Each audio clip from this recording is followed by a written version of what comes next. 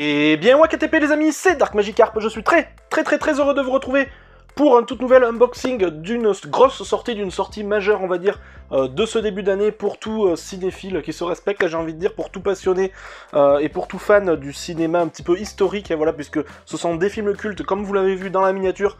On va ouvrir et unboxer, comme disent un petit peu les youtubeurs modernes, ce coffret de la trilogie du Parrain. Et voilà, je vais vous en parler un petit peu, je vais vous parler d'anecdotes que j'ai avec ces films-là, on va voir exactement à quoi ça ressemble, le contenu, voilà, voir si ça vaut son prix ou non aussi, et voilà, on va voir tout ça en détail, comme d'habitude, juste après le générique, donc top au générique et top à la vachette.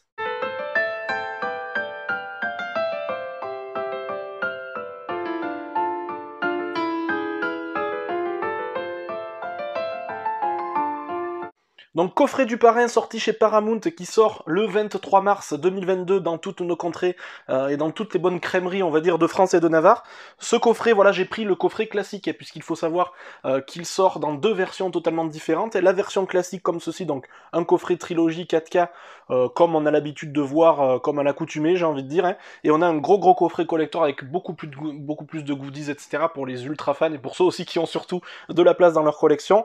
Ce coffret là je l'ai payé, alors je sais pas exactement combien il coûte dans le commerce et combien il coûte en règle générale, mais je l'ai payé 78,99 €, ouais 78,99 € me semble-t-il, dans mon espace culturel Leclerc. Voilà, dites-moi dans les commentaires si vous l'avez trouvé plus ou moins cher que cela. Et le gros collector se monnaie autour de 190 € me semble-t-il, et vous me corrigerez dans les commentaires, mais je crois que c'est à peu près ça, entre 180 et 190 €, donc il n'y avait pas photo. Tout d'abord, je tenais à vous dire pourquoi je n'ai pris que celui-là. Tout d'abord parce que je ne suis pas un immense spécialiste, un immense fan du Parrain. Vous allez dire, et pourquoi tu l'as acheté? Je vais vous expliquer ça tout de suite. J'ai vu la trilogie Le Parrain il y a environ 12-13 ans à peu près.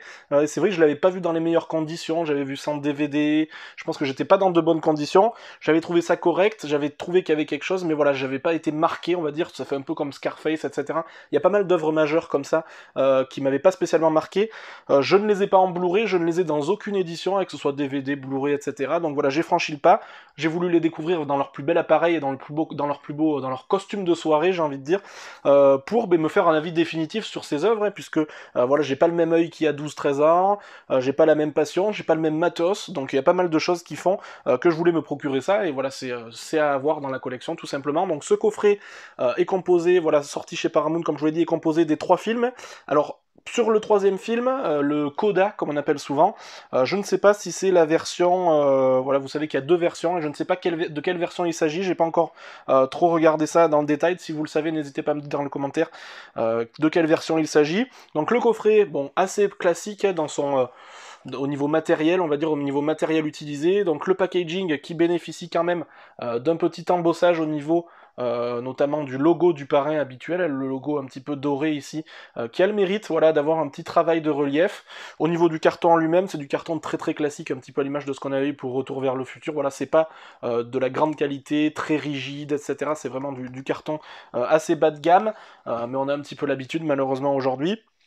Ensuite, on a ce que j'aime pas trop en général, je sais pas comment appeler ça, on peut appeler ça un accordéon peut-être, cartonné, voilà, un accordéon comme ceci.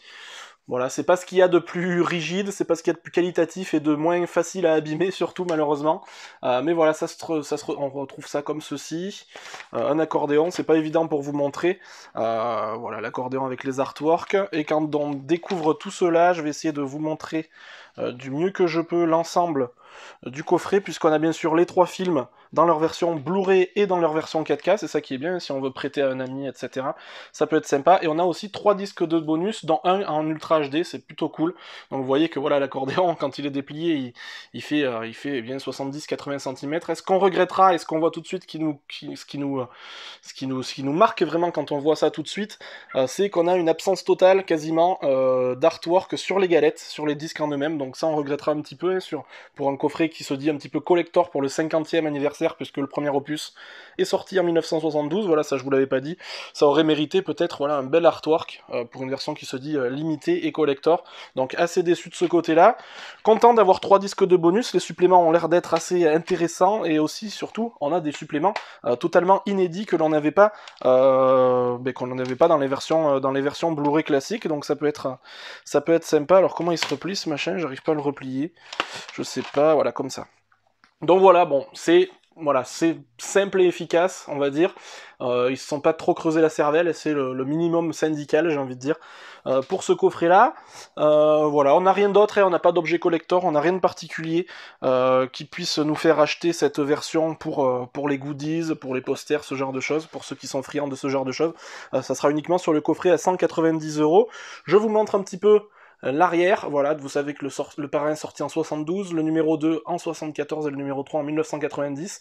Alors dans mes souvenirs, le 3 était un petit peu en dessous, et j'ai vu que c'était le cas pour pas mal d'entre vous, et voilà, pas mal trouvent que c'est le 1 le meilleur, le 2 est quasiment à égalité avec le premier, et le 3 est un petit peu en dessous, bien que de grande qualité aussi. Donc au niveau des disques, on a pas mal de choses, et vous voyez, inclus des suppléments inédits, introduction au parrain par Francis Ford Coppola, tour complet, préserver le parrain film maison, saisir les Corleone, comparaison de la restauration et pas mal d'autres chefs-d'œuvre, d'autres suppléments, pardon, inédits, et ça c'est vraiment cool. C'est ce qui fait acheter finalement le support physique, puisque ce sont les seules choses que l'on retrouve pas sur les supports dématériels.